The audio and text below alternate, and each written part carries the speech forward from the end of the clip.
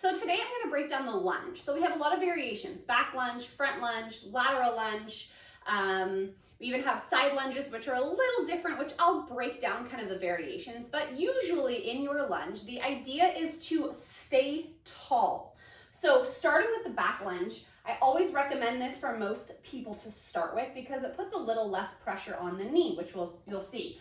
So as we step back, we are now going to slide ourselves down and then back up as we step together. So really trying to avoid any forward motion or backward motion. So as we slide, we're picking that back heel up nice and high, and we're gonna try to tap the ground. You don't have to go this low, but the idea is the knee is over the front ankle. A little bit forward's fine, but we just don't want too much.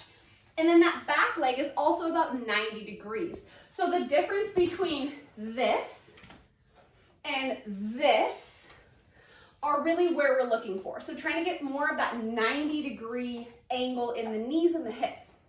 Then moving into more alignment things. So as I step back, I do not need my feet to be straight over each other. If you have a little trouble with balance, step out to the side. But toes are forward, knees are forward, still every rep. So make sure we're not twisting. That knee usually always tracks over that middle toe or pinky toe, never collapsing inwards.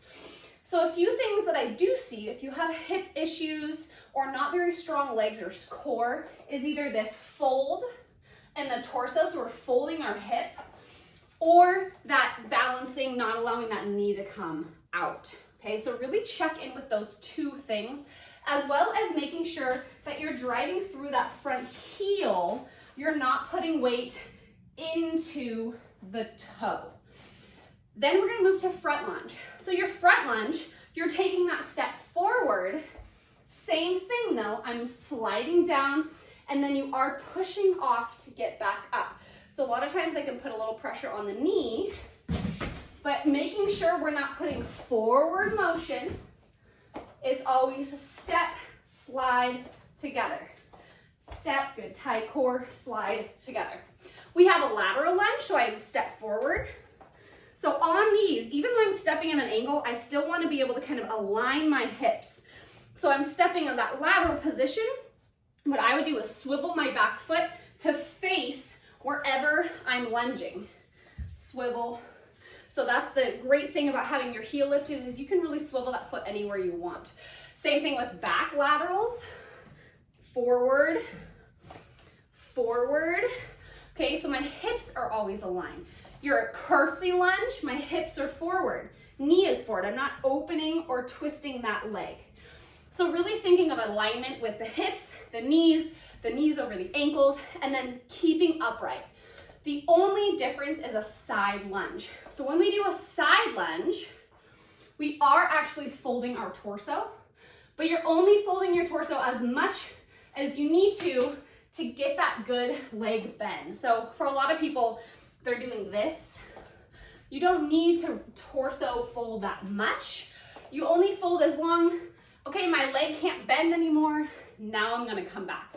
And with that side lunge, you have to be able to track that toe or that knee way out over that pinky toe. Ideally, you keep your big toe down as you push off, okay? So a lot of variations of lunges, but really thinking of alignment and nice stacking up your joints so they take care of each other. So you're not putting all this weight into the kneecap or too much weight in that front leg usually. Or too much of a stretch in the back hip, then we're not getting a good quadricep active motion. So focus on those things during your lunges. Hope you have fun.